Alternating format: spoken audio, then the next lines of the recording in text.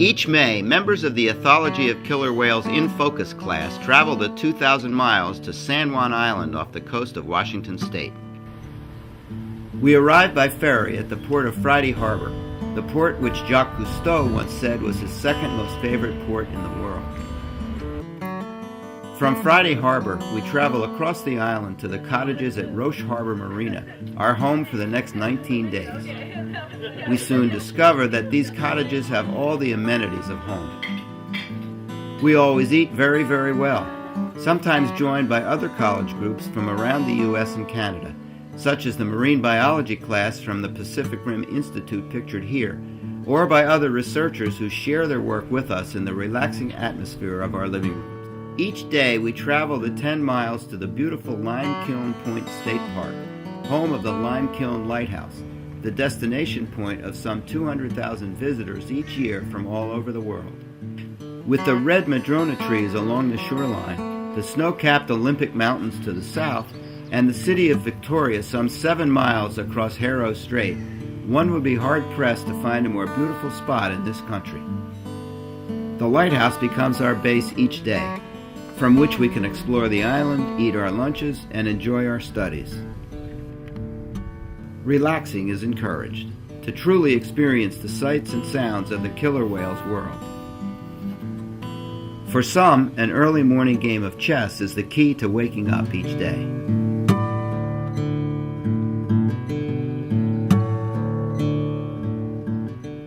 Lunch provides its own challenges.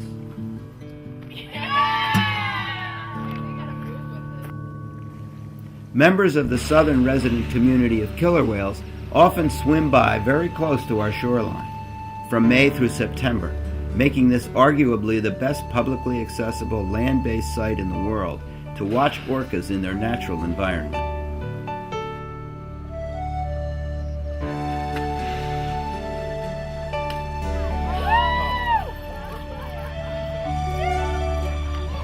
Hydrophones make it possible for us to hear the vocalizations of passing orcas, thanks to the Sea Sound remote sensing network provided by the Whale Museum in Friday Harbor.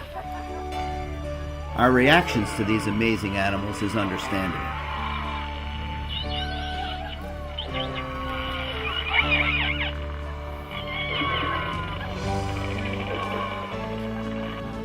We actually get to know many individual whales by their saddle patches and dorsal fins, like Polaris J28, here with her recognizable notch. Adult males, with their nearly 6-foot-high dorsal fins, tend to tower over the adult females, whose dorsal fin is about 3 feet tall. As scientists, we learn to categorize their many surface behaviors, like the spy hop, the pectoral fin slap or pec slap, the cartwheel, and the breach.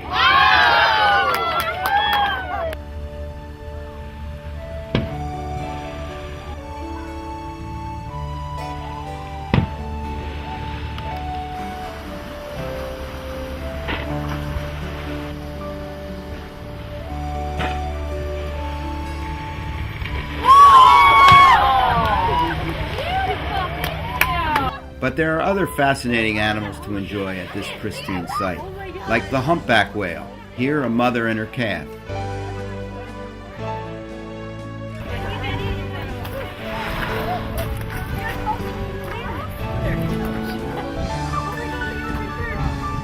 The minke whale, stellar sea lions, harbor seals,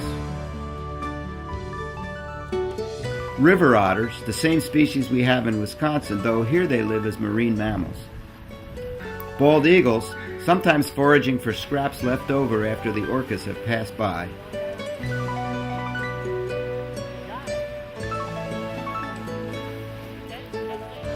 The myriad of animals living in tide pools like this starfish here. And banana slugs at an intimate moment. To truly appreciate this area, we travel to the top of Mount Constitution on neighboring Orcas Island, where the view of the many San Juan Islands is amazing, as are the many waterfalls on Orcas Island. Commercial whale watching boats provide an up-close perspective on the killer whale's world.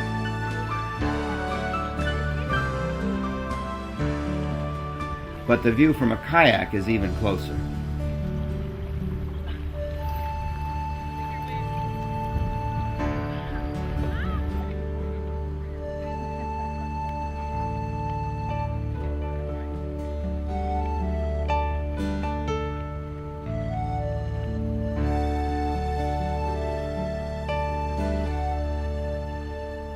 Perhaps the ultimate learning experience comes on that day when all the second graders on the island visit us at the lighthouse. It's a day when we can share our knowledge and fascination for the orca, as seen here with Lauren and Natalie, Ashley and Connor,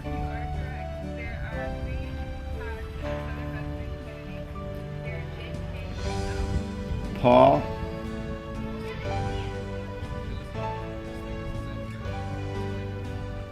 Colin,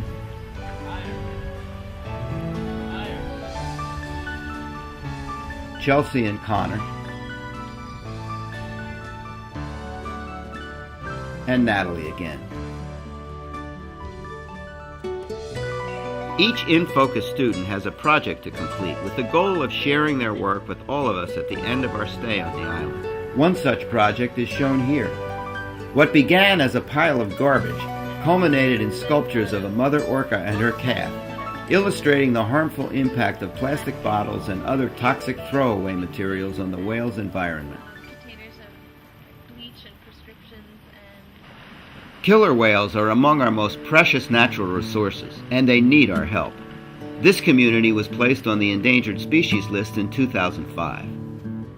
This experience on San Juan Island will remain with us forever, sometimes even changing our lives as we come to recognize the broad context within which we must come to understand this magnificent creature.